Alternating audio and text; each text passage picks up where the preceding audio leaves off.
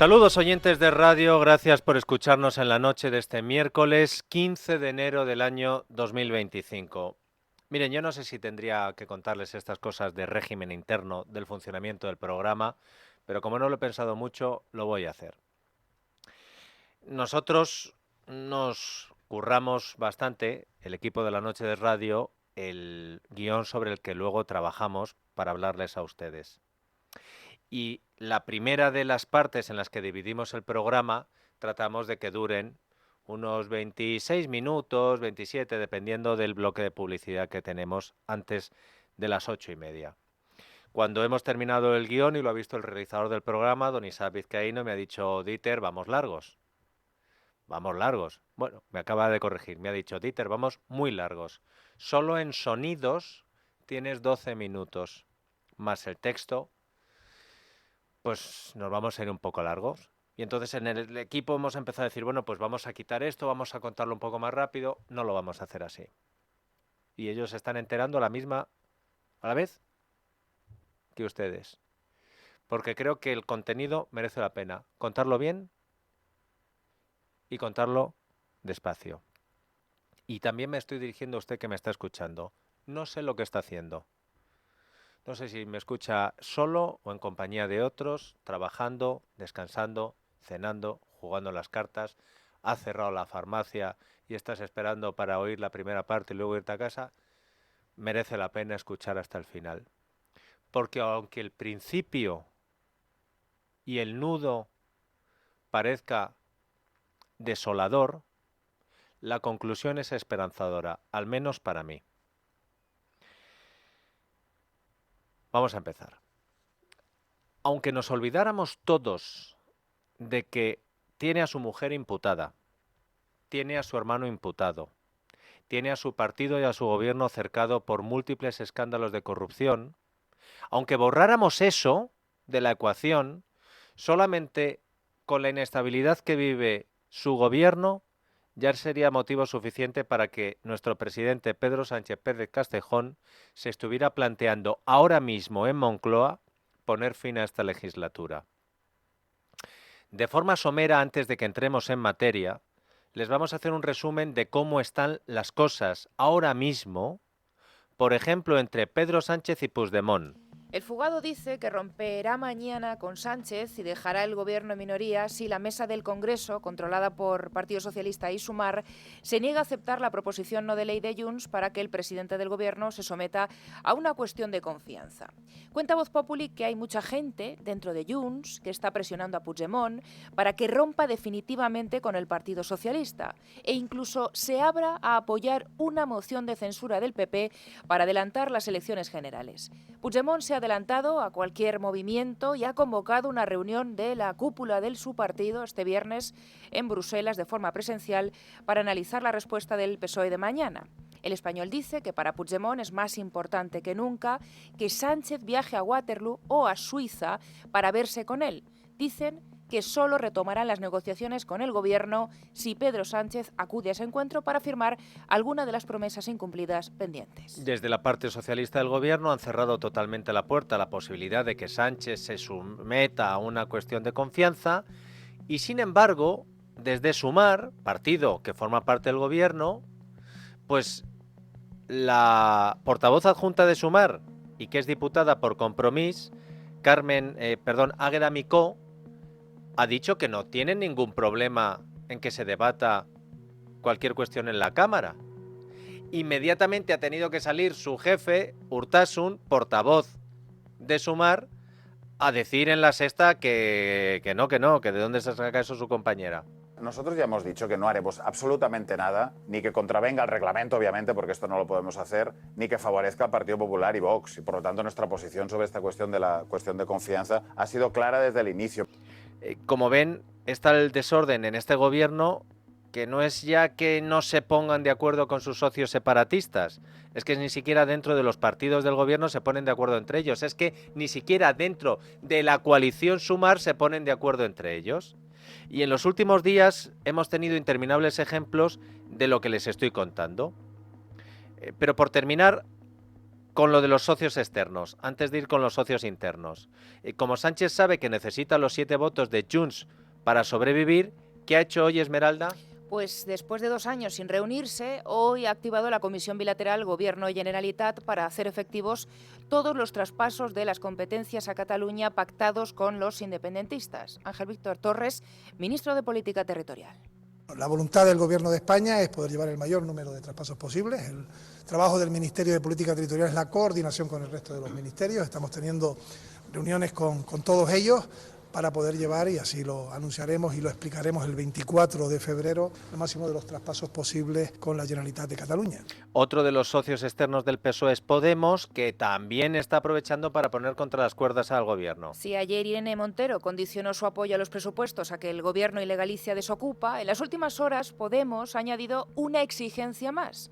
O Pedro Sánchez acepta la bajada del 40% del precio de los alquileres por ley, o los 4 diputados morados votarán en contra de las cuentas públicas cuando las presente el Gobierno. Desde Podemos han puesto su punto de mira de nuevo en la ministra de Vivienda, Isabel Rodríguez, a la que denominan como la ministra rentista, aludiendo a la declaración de bienes de Isabel Rodríguez, que dijo ser propietaria de 3 viviendas en Ciudad Real. No solo Podemos está en contra de la ministra de Vivienda, Esquerra y Bildu dicen que su plan se queda corto.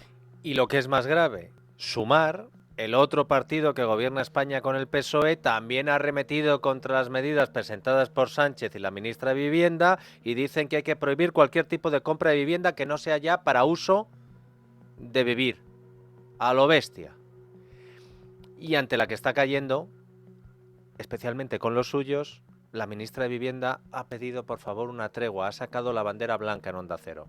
Sería deseable ese acuerdo, ese pacto al que usted hacía alusión, sin duda, pero casi me conformo con una tregua de Estado en materia de vivienda. Dejad trabajar, dejemos hacer, colaboremos todos.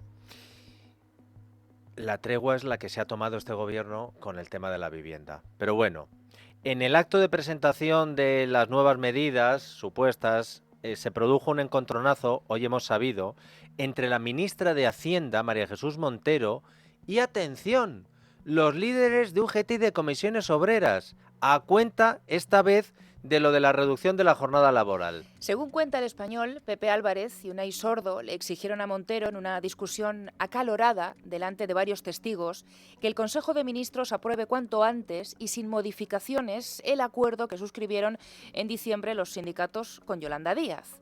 Ya saben que este es un asunto que está tensando especialmente a la coalición, ya que la vicepresidenta Díaz y el ministro de Economía, Carlos Cuerpo, mantienen un enfrentamiento abierto con graves acusaciones. La ministra ha llegado a tachar a su compañero de ser mala persona y ambos dicen que la otra parte está engañando a los españoles. El lunes se reunieron los 2 ministros, pero no llegaron a alcanzar ningún acuerdo. Y a esta hora, Dieter, pues hemos sabido que también se han vuelto a reunir. Llevan un rato. ¿Siguen reunidos? Sí. ¿Quién lo sabe? Porque como hay tanta opacidad en este asunto, lo mismo no quieren que las voces se oigan como las de María Jesús Montero con UGT y comisiones obreras. Que ojo a esto, Comisiones obreras amenazando hoy a la parte socialista del gobierno con movilizaciones en la calle. Si no se lleva a Consejo de Ministros, evidentemente va a haber movilizaciones, y cuando se lleve a Consejo de Ministros y se tramite como proyecto de ley, vamos a hacer un seguimiento de las posiciones de cada grupo, y es más que factible también que haya movilizaciones en caso de que se pretenda desnaturalizar el acuerdo. El gobierno lo tiene crudo con la vivienda, lo tiene crudo con lo de la reducción de jornada y lo tiene más que crudo con Muface. Quedan 2 semanas para que finalice el plazo de la nueva licitación para la asistencia sanitaria a 1,5 millones de funcionarios y sus familias. Y el gobierno ha vuelto a activar otra cuenta atrás para encontrar aseguradoras. Según cuenta El Español, el principal escollo es que el concierto que ha aprobado el Gobierno tendrá una duración de 3 años, un periodo que las aseguradoras consideran demasiado largo. ¿Por qué? Porque en un convenio de 3 años es más difícil controlar los incrementos de costes que pueda haber, es decir, los precios y los salarios. Y a la falta de acuerdo con las aseguradoras se le suma también la falta de acuerdo dentro del propio Gobierno.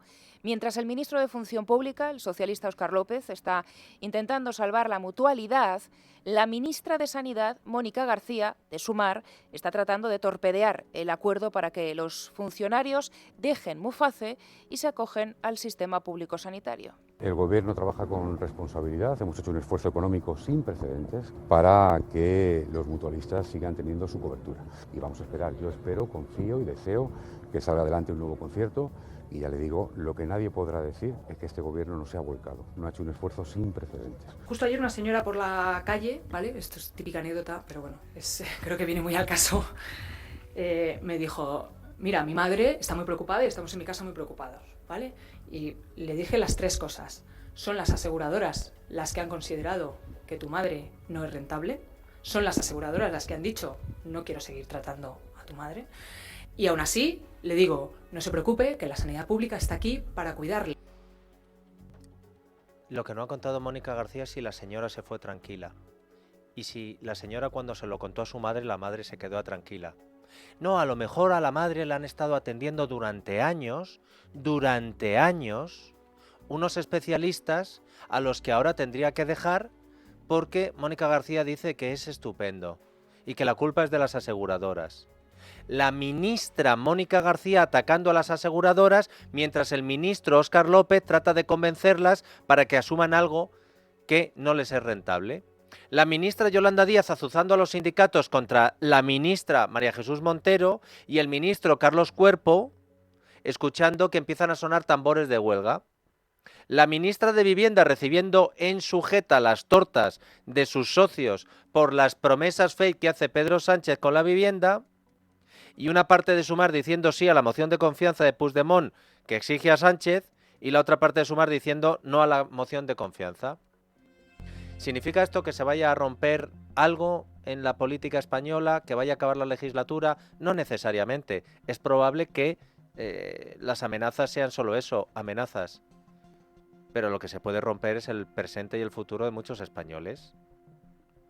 Como les decía al principio, ya solo con lo que les acabamos de contar en 12 minutos, con este panorama, el gobierno en minoría de Pedro Sánchez debería estar pensando si tiene que convocar elecciones. Pero es que a este caos y a este enfrentamiento dentro de la coalición Frankenstein y dentro de la coalición de gobierno hay que sumar los escándalos en los que vive permanentemente, día sí día también, el sanchismo. Y sinceramente lo peor ya no es la supuesta corrupción de los familiares y cargos políticos del sanchismo. Lo peor es cómo afecta estos casos de corrupción a la administración pública que se encarga de gestionar y defender el Estado español. Un país en el que no te puedes fiar de los que mandan en la agencia tributaria, en la fiscalía, en la policía. ¿Qué tipo de país es? Hoy les podemos poner varios ejemplos de instituciones públicas fundamentales que no deberían tener tacha ni sombra de corrupción, pero que están salpicadas por algunos de los escándalos más graves que estamos viendo. Vamos a empezar por un clásico, la Fiscalía. El fiscal general del Estado, Álvaro García Ortiz, que ha reaparecido 3 días después de haber sido citado por el Supremo para declarar como imputado por un presunto delito de revelación de secretos. García Ortiz tenía que acudir hoy junto al ministro de Justicia a la inauguración del nuevo curso de acceso a la carrera fiscal y ha hecho un discurso ante los futuros fiscales. Imagínense, los futuros fiscales viendo que el discurso se lo da un imputado por el Supremo. Pues a su llegada, escoltado por Félix Bolaños, lo cual ya es significativo, los periodistas han intentado hacer su trabajo. ¿Filtró usted el mail a la presidencia del gobierno? ¿Cómo afronta la declaración del día 29? ¿Se ha planteado dimitir en algún momento? ¿Fue usted quien filtró el mail a presidencia? El que tenía a su lado era el ministro de Presidencia. Ni una respuesta. El fiscal general del Estado no ha querido responder a los periodistas y ha hablado en el discurso de no más de 4 minutos que ha dado ante los nuevos fiscales. Escuchen, porque encima ha habido recochineo en el comienzo de su discurso. Aquí está el ministro de Justicia, la directora del CEJ, una fiscal de sala y bueno, la novedad, esto no había ocurrido nunca, un despliegue mediático excepcional. Os puedo asegurar que esto no ocurría otros años. Es evidente porque es evidente que la Fiscalía es noticia, que el fiscal general del Estado es noticia y también a eso nos vais a tener que acostumbrar cuando trabajéis, también os vais a tener que acostumbrar a que las relaciones con los medios de comunicación y las relaciones con los ciudadanos son una parte muy importante de nuestro trabajo. Por lo tanto, bueno, ¿a qué se van a tener que acostumbrar los fiscales? ¿A ser imputados por el Supremo? Ningún fiscal general antes había sido imputado por el Supremo. ¿A que la UCO te registre el despacho? A ningún fiscal general del Estado antes la UCO le había registrado el despacho. ¿A que el juez ordene y la UCO cumpla el requisar el teléfono móvil y los dispositivos electrónicos del fiscal general? Tampoco había pasado antes. Como tampoco había pasado antes que el fiscal general del Estado haga desaparecer su móvil en plena investigación. Escuchen el siguiente momento. Siempre en una sociedad democrática y de valores, siempre con los valores constitucionales como nuestra seña de identidad. Tenéis que aprovechar la enorme transformación que sufre este país o que tiene este país o que afronta este país. Es un problema y es una oportunidad para muchas cosas. Y vais a transformaros a través de la ley de eficiencia, porque lo digital también tiene que estar presente en nuestras vidas. Y también le ha faltado decir al fiscal, fíjense si lo digital va a estar presente en la vida de los fiscales, que creo que deberían darles un cursillo al entrar en la fiscalía de cómo hacer desaparecer las cosas digitalmente, empezando por los mensajes de WhatsApp. El fiscal general imputado dice que en la Fiscalía todos van a una. Han dicho, aquí en la Fiscalía todos vamos a una. Es una cosa solidaria, colegiada, todos a una. Pues ¿saben lo que les tengo que decir? Y aquí es donde vamos a ir alternando lo desolador con lo esperanzador. Que gracias a Dios no todos los fiscales en España son como Álvaro García Ortiz. Más bien lo contrario.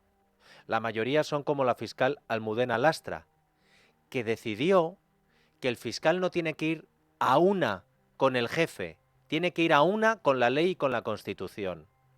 Mañana jueves la fiscal Lastra, fiscal superior de Madrid, está citada a declarar como testigo en el Supremo. Y a la espera de ver lo que diga ante el juez, vamos a recuperar lo que contó al magistrado el pasado 13 de junio.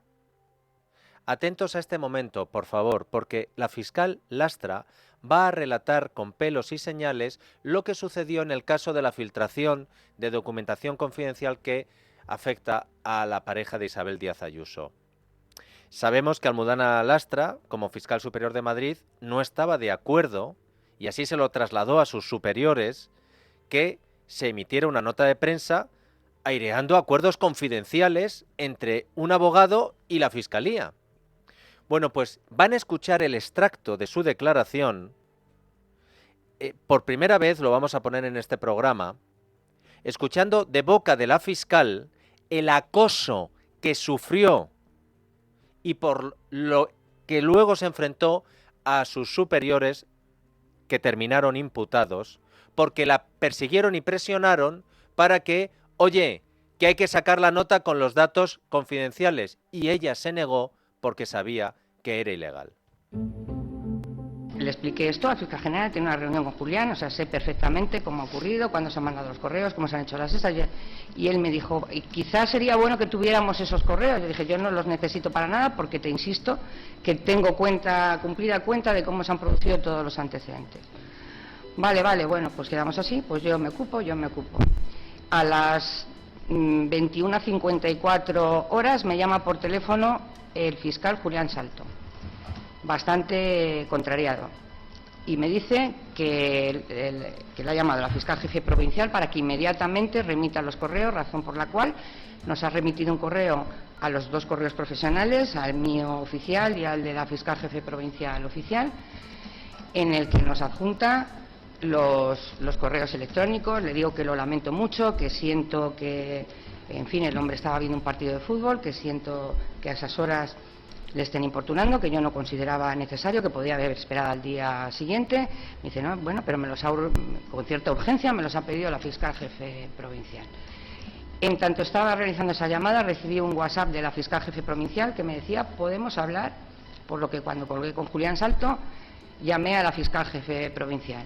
Y me dijo, mira, le he pedido los correos a Julián, que también te los ha mandado a ti, los tienes en el correo. Ya lo sé porque me lo ha dicho Julián. Me dice, y ya se los he mandado a la fiscal general del Estado. Bueno, no hacía falta que le mandaras al fiscal general del Estado los correos, porque además, bueno, normalmente las estaciones de cuenta de los asuntos se hacen siempre a través de la jefatura, de la Fiscalía Superior.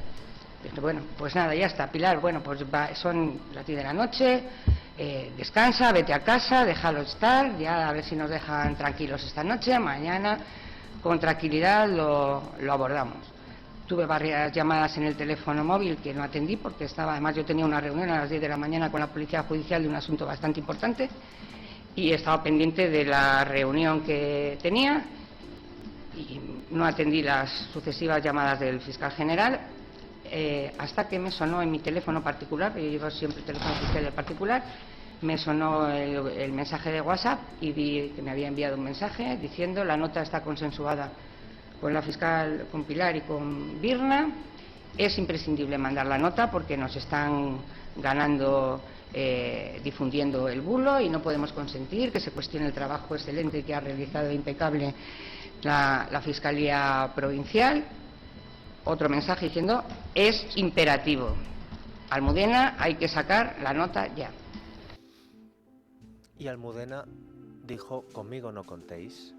El testimonio de esta fiscal es tan demoledor que conviene escuchar la segunda parte. Un testimonio que publicaba hoy El Independiente.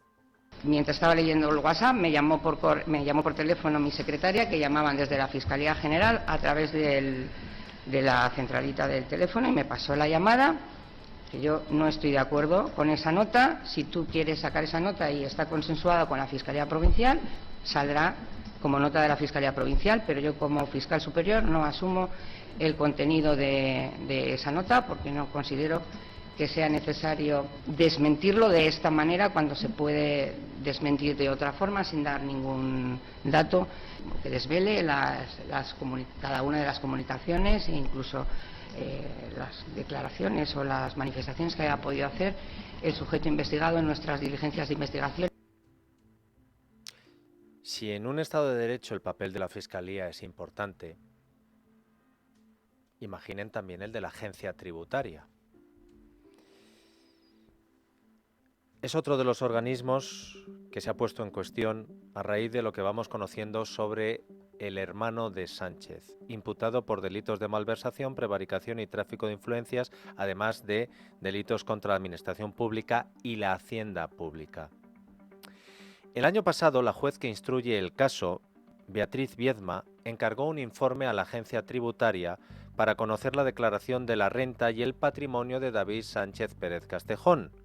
Cuando la juez recibió el informe de la agencia tributaria, vio que venía sin firma, que venía sin fecha, que venía sin membrete.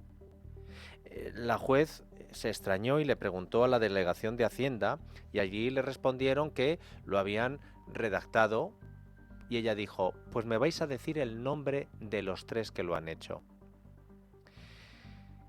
Resulta que eran los tres altos cargos de la delegación de Hacienda. Escuchen el interrogatorio que después, hace unos días, la juez Viedma ha hecho a uno de los que se supone que hizo el informe, la inspectora regional de la Agencia Tributaria en Badajoz, María Encarnación Cabezas. María Encarnación, este informe que me presentaron ustedes, por petición mía expresa, ¿quién lo realizó materialmente?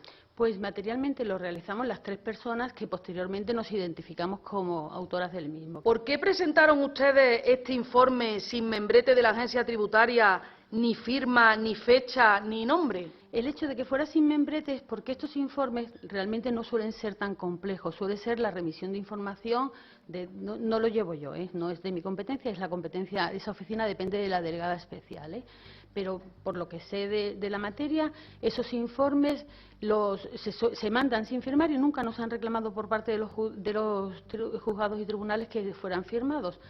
Y esos informes, el membrete o el logotipo de la agencia tributaria ya viene incorporado y nosotros lo hicimos en un documento Word y bueno, nosotros lo hicimos, la persona que es responsable de esta oficina, que se encarga de la remisión física a través del punto neutro judicial, pues tampoco lo puso, o sea que es un olvido, no es otra la razón por la que no se hizo. Se lo pregunto, María de la Encarnación, porque en todos mis años de carrera jamás he visto un informe de la agencia tributaria que no tenga membrete, ni fecha, ni firma, ni... Pues ya porque le digo, ustedes saben además perfectamente que cuando se les pide que hagan un informe por sus conocimientos técnicos, eso es un informe pericial. No tiene otra denominación que no sea informe pericial. Cuando se están haciendo valoraciones, no es un traspaso de información que le estoy pidiendo a ustedes. Entonces, claro, si yo un informe pericial, lo primero que necesito saber es quién lo hace, porque necesito que luego venga aquí una persona a ratificarlo. Usted eso lo entiende, ¿verdad? Sí, lo entendemos, que eso es así, este informe debía ser objeto de ratificación, pero la autenticidad del mismo, el origen del mismo era indiscutible porque procede de la oficina de la delegada especial, o sea, no procede de otro sitio. Viene en ningún momento se ha puesto en duda el origen. Exacto. Lo que se pone en duda es que por qué no se firma, ni se pone membrete, ni se pone fecha, en este caso en concreto, cuando en todos los demás sí. Pues eso es lo que se cuestiona. la razón se la estoy explicando, es así, absurda, es absurda porque no tiene otro nombre. Los 3 peritos que comparecieron ante la juez, al haber tenido que decir que ellos son los que hicieron el informe sin firma, en un documento de Word, sin membrete, sin fecha, son cargos de libre designación, cosa que la juez no ha querido dejar pasar por alto. La inspectora regional de la Agencia Tributaria en Badajoz, antes mencionada, la delegada especial de la Agencia Tributaria de Extremadura y el jefe de la Dependencia Regional de Gestión Tributaria de Extremadura. Los 3 nombrados por un jefe que tiene una vinculación política. Escuchen a la juez, por favor. Emilio, ¿usted normalmente realiza informes cuando los solicitan los juzgados? No, yo no. ¿Y por qué en este caso sí? Porque para tratar temas de... Lo que sí hacemos habitualmente es aplicar el convenio para evitar la doble imposición entre España y Portugal, y entonces se me pidió consejo e interpretación sobre el convenio. De ahí mi participación. Claro, pero es que lo que me llama la atención, que es lo que quería que me explicara, y por eso se lo he preguntado también, que por qué en un informe que inicialmente no está firmado, luego se hacen responsables 3 altos cargos de libre designación, además que son ustedes, ¿no? María Encarnación, usted y Clara Isabel. Sí, esto no es normal, no me dirá usted lo contrario, que presenten ustedes un informe, no tenga nombre y luego me digan que son ustedes 3 los que lo han realizado. Bueno, ¿O le ha pasado en otra ocasión? No ha pasado en otra ocasión. Yo no he participado en contestaciones a tribunales, porque no depende de mí. Por eso le pregunto, que es que me ha llamado mucho la atención que fueran ustedes 3 cuando normalmente no lo han hecho nunca. Y de la Agencia Tributaria a la Policía Nacional. ¿Se acuerdan de las veces que les hemos hablado en este programa de la unidad Oconsur? Varias, ¿verdad? Porque al menos a nosotros nos extrañaba que una unidad de élite de la Guardia Civil, que tantos éxitos tuvo frente al narcotráfico en el Estrecho, fuera desmantelada de golpe y porrazo, y que la explicación que dio el ministro Marlaska fuera desmantelada, no, simplemente les hemos mandado cada uno a su casa. Pero aquello no se quedó en desmantelo la unidad. Se quedó en que se justificó también de forma, ya saben, en ese estilo, no lo digo directamente, pero lo pongo en paralelo, acusando a miembros de esta unidad, sobre todo a su jefe, el teniente coronel David Oliva, de ser un corrupto que trabajaba para el narco. Dura la acusación, ¿verdad? estaba basada en testimonios, en pruebas. La Audiencia Nacional imputó al teniente coronel Oliva. Lo imputó, por su relación con el narco. ¿Saben qué ha pasado? Que se ha archivado el caso. Y no solo eso. Hoy vuelve a ser noticia la unidad Ocon Sur porque el jefe policial que inició la investigación contra el teniente coronel Oliva ha sido imputado porque las pruebas y las acusaciones, vamos a ponerle el supuesto delante, eran falsas. El jefe de la policía, cuyos informes llenos de falsedades motivaron el desmantelamiento de Ocon Sur, o al menos eso quisieron hacer ver, ha sido citado acusado de un posible delito de denuncia falsa y falsedades. Por cierto, el jefe de la policía imputado por cargarse con pruebas falsas a la Ocon Sur es un jefe de estupefacientes de la UDICO, de la Policía Nacional. ¿Saben quién comenzó su carrera de ascensos desde la Brigada de Estupefacientes de la UDICO de la Policía Nacional y las fechas coinciden? Pues no es el mismo, pero en aquella unidad también estuvo el mando policial detenido porque le encontraron 20 millones de euros en las paredes de su casa, que, como bien informó Lázaro en una noticia, parecía más la casa de Pablo Escobar. La Noche de Radio ha hablado con uno de los miembros de la unidad de élite Ocon Sur desmantelada en el Estrecho. Hemos tenido que distorsionar su voz porque esta gente está amenazada. Este señor se dejó la vida luchando contra el narco. Sigue activo en otro destino. Escuchen lo que nos ha dicho cuando le hemos preguntado por qué el jefe policial de la UDICO, que acusó a la Ocon Sur de trabajar para el narco, haya sido imputado por denuncia falsa. A nosotros en estas alturas no nos sorprende. No nos sorprende porque desde que levantaron el secreto de sumario de la investigación de los compañeros, ya vimos que las diligencias se basaron en meras mentiras. De hecho, mucho ha tardado porque me consta que los compañeros presentaron la querella hace ya un tiempo y hasta que dieron con el juzgado que quiso incoar las diligencias, pues han estado mareándonos. Lo que le han hecho a los compañeros sigue un crimen, toda regla. Además, con alevosía. Porque si uno ve las diligencias que presentaron y luego resulta que, por ejemplo, en una misma vigilancia que utilizó asuntos internos, ponen una fotografía y dicen que es en un sitio y a una hora. Y luego resulta que las diligencias de la policía utilizan la misma fotografía y resulta que es otro sitio y otra hora. ¿A quién le crees? ¿Quién está mintiendo de los dos? Al final uno lo que espera es que se haga justicia. No quiere desearle el mal a nadie, ¿no? Pero bueno, el que haya obrado mal, pues tendrá que explicarlo y pagarlo. Por cosas como estas, ¿sabes quién es el verdadero perjudicado? Los españoles. Porque al final los narcotraficantes consiguieron con sus mentiras lo que andaban deseando, que es volver a acampar a sus anchas. Al final, como dice este miembro de la unidad de élite contra el narco de la Guardia Civil, las víctimas, las que lo pagan, son los españoles porque los narcos consiguieron lo que querían. Y eso ya es grave. Pero que se haga con ayuda de los supuestamente buenos, que haya un jefe policial imputado por haber presentado denuncias falsas, pruebas falsas contra una unidad de élite que se estaba cargando el narco en el Estrecho, y aquí no se interese nadie por este asunto. Que el ministro del Interior no tenga que salir a dar una rueda de prensa para explicar qué ha pasado con este tema. Que la ministra de Hacienda no tenga que salir a dar explicaciones por lo que ha pasado con la agencia tributaria en Badajoz y lo que acaban de escuchar de la juez incrédula diciendo, pero ustedes se creen que yo soy tonta. Que el ministro de Presidencia hoy, en vez de pedir la dimisión del fiscal general, lo que diga Bolaños, que es lo que ha dicho, es que el Supremo prevarica.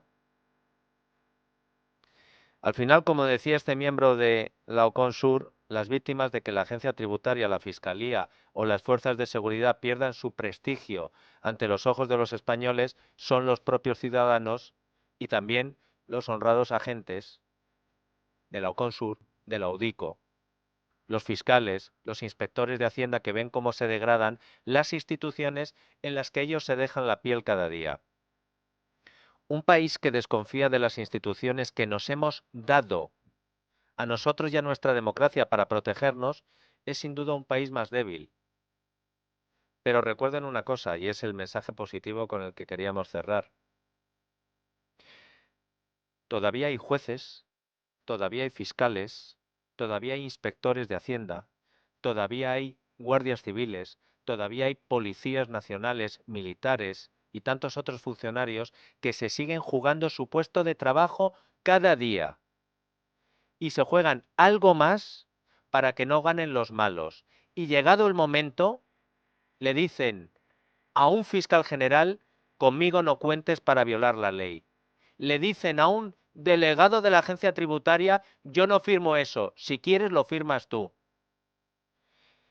Y gente que se enfrenta al narco, y gente que trabaja para detener a los que, manchando su mismo uniforme, saben que tienen infiltrados dentro. Lo que está haciendo Pedro Sánchez podrá degradar la democracia, incluso acabar con ella.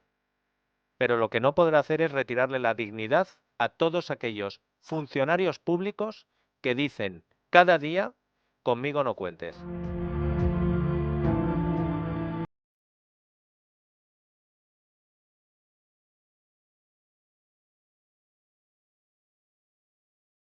La noche de Dieter, con Dieter Brandau, en Es Radio.